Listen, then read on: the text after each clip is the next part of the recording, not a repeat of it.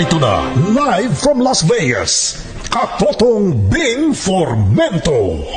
Alright, magandang morning Pilipinas. Unang linggo na naman po sa buwan ng Pebrero ng taong 2024. Magandang afternoon Las Vegas. Sa bahagi muna tayo ng pagpapakilala nitong pure mineral water natin, itong supplement natin ginagamit na sa SB10. Alam ho ninyo na nung unang panahon na hindi pa uso ang mga pain reliever, wala pang mga tabletas o gamot sa mga karamdaman natin. Alam naman natin na ang ginagamit ng ating mga ninuno ay mga dahon-dahon sa paligid natin ng ating bakuran.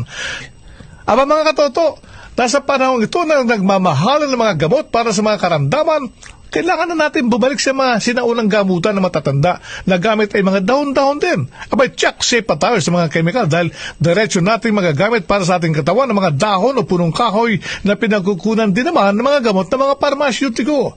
Tulad nitong ipinakikilala ko sa inyo na purong mineral water na gawa sa Utah dito sa Amerika. Ano ho? Itong SB10 Pure Mineral Water ay nakakatulong na may ibsan ng mga sakit na nararamdaman sa ating katawan.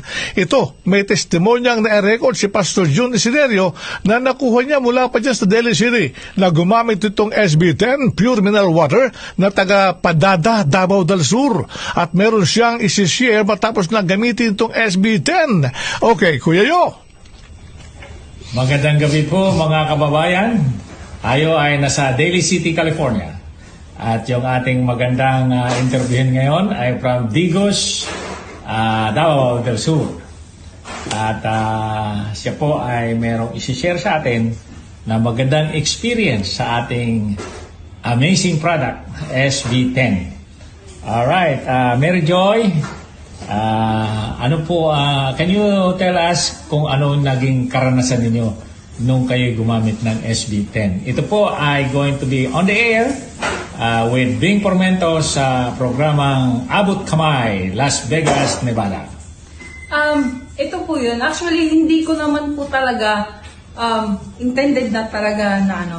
Ang ginagawa ko lang sa SB10, bago pagkatapos ng maligo or hilamos, morning at saka evening, naglalagay ako ng 5 na patak sa palm ko na basa. And then, na-realize, sayang din, basa, kukuha ko ng tissue para i-wipe yung kamay ko. By SB10 yon. So, ginaganon ko siya sa hair ko.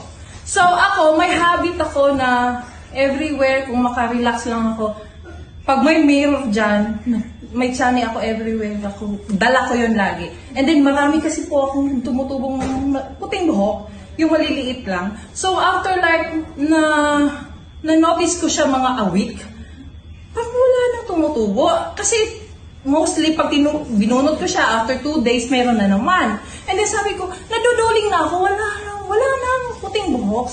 Sinabi ko dun sa boss ko na sa akin ng SB10, Kuya, parang wala nang puting buhok na tumutubo sa akin. Parang, siguro dahil yun sa SB10. Sabi niya, ha, talaga? So, natuwa ako. Tapos, sinare ko sa mga kasama ko, yun na ang ginagawa nila. Sabi niya, ay, nilalagay mo sa mukha mo? Akala ko lang, sa drop lang sa water. Sabi ko, no, kasi nababasa ko naman pwede sa skin. So, tinry ko, totoo nga. Yun yung ko. Parang, hindi lang pwede siya sa skin mo, pero hindi intended na lalagay ko sa buko dahil baka anong magagawa sa hair ko. Wala. Ang ginawa ko lang, masasayangan lang ako sa SB10, kaya gusto kong i-wipe na lang sa hair ko. Pero ang good news, meron pala siyang good benefits dun sa mga puting buhok ko na tumutubo. Medyo nagkakaedad na din ako. Yun yung masasabi ko. The best talaga yung SB10. Nawawala yung puting buhok ko. Ayoko na ng tiyan. Thank you. So, narinig ko na plano mong dalhin sa Digos, Davao, itong produkto.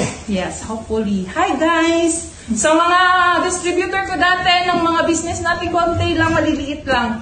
This is a good business. So, let's try here. Ako mismo ang sumubok. Yun naman, susubok muna ako bago ko i-share sa inyo para makikita nyo din yung result na hindi lang ako nagbebenta dahil hindi ko din na-try. Baka may